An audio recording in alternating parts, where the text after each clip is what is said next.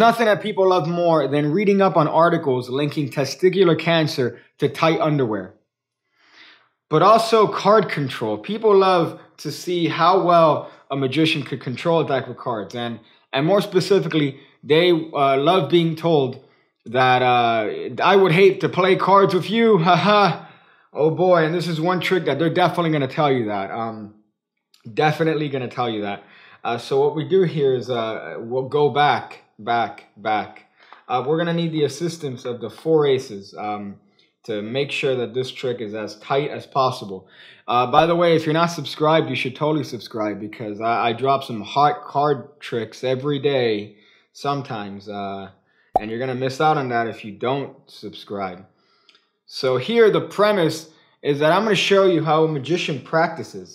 So what they'll do is that they'll take out the 4 aces and then they'll make 4 piles of just an arbitrary amount of cards, and they'll proceed to lose each ace in its respective pile, and they make sure that that ace is thoroughly lost in that pile, and they'll try to find them. That's how we practice. So we'll just do this for each and every single pile. We're going to take the ace. We're going to make sure that it's really lost in there, lost more than a father in Christmas. So the reasoning for this is because, you know, in a game, the aces are the most important cards in a deck, right? So it's going to make sense that you're going to need to be able to know how to control the aces, especially when they're lost in such diverse places in the deck.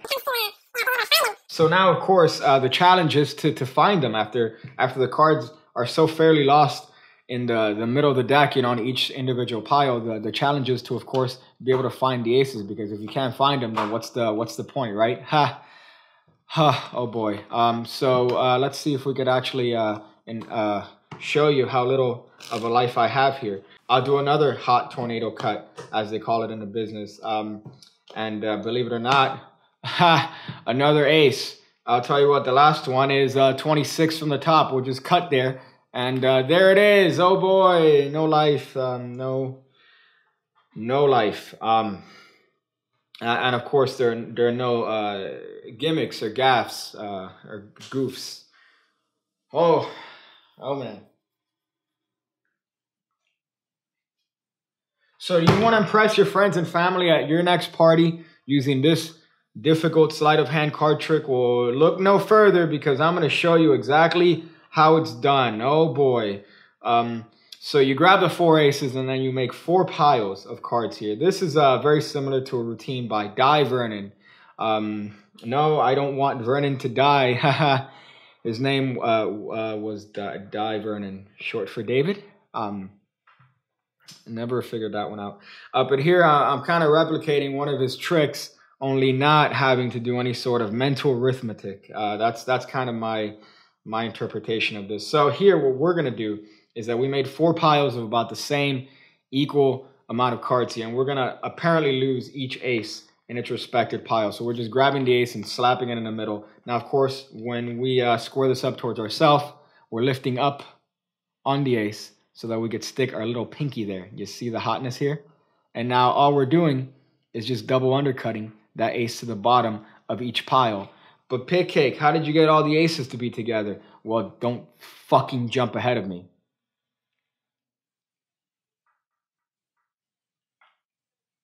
So here, now that you've controlled this ace to the back of the pile, you just drop it on the table. You grab the next pile, and here's where we're going to diverse from the original plot here. So we're going to take the ace, we're going to square it up much like the same. Again, pushing up so that we could get a break right below it, double undercutting to the bottom. And here's where we do the move of the trick, which is going to be, that's right, yeah, our old friend, the squeeze technique here. But what we're going to be doing is that as we're squaring up the deck, we're squeezing this bottom card with our fingers to allow that card to go on the bottom of the stack here. You see what that does? You see what that does? Yeah, that brings the ace next to the other ace. So that's kind of the hotness of this. I'll repeat it one more time with this pile. So we're taking it, we're pushing up, we're doing a double undercut. And here, once again, we're repeating the motion of bringing that pile over, just like that, bringing that bottom card to the bottom of the stack as we square up the pile. So that way it kind of dispels the notion of the fact that you might have even controlled the card to the face of the pile here. And of course, the angles here are going to be crucial because you don't want to be in this sort of area for the spectators. You want to make sure that they're over here so they don't see the action of the card going underneath the pile there. But now at this point, you have the aces on top of the deck, and the spectator not knowing that you have the ability to control the cards in that way. So don't worry. I got some hot Central American slow motion for you guys from Guatemala. So here it is.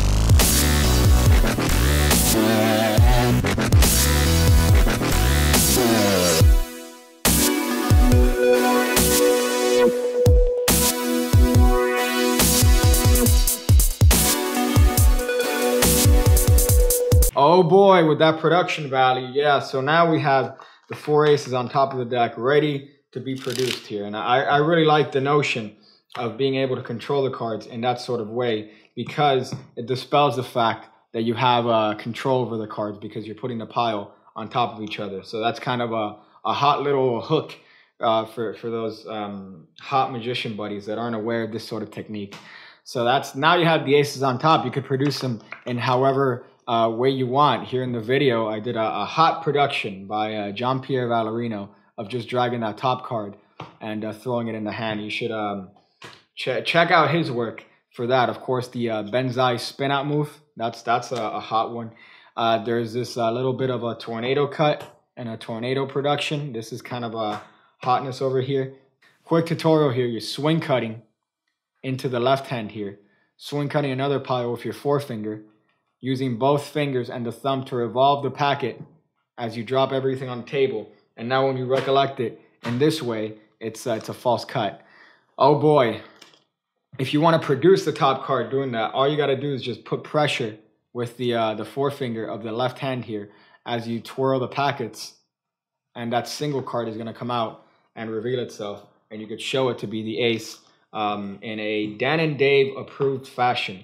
So you could do pretty much whatever production you want to show the fact that you have mastery over a deck of playing cards. So that's really going to be up to you guys to figure that out. You could just do one of these and say, ha, there's an ace, or maybe one of those. It's up to you, really. You are a cis, white, privileged individual, statistically speaking. So there you go. I hope you guys enjoyed that. You practiced that. You take it to the grave, and you tell Satan to let go of your father. I'm going to go figure out different ways to watch reruns of Seinfeld, but not get aroused. See you again, when I see you again, when I see you again, when I see you again, when I see you again, when I see you again, when I see you again, when I see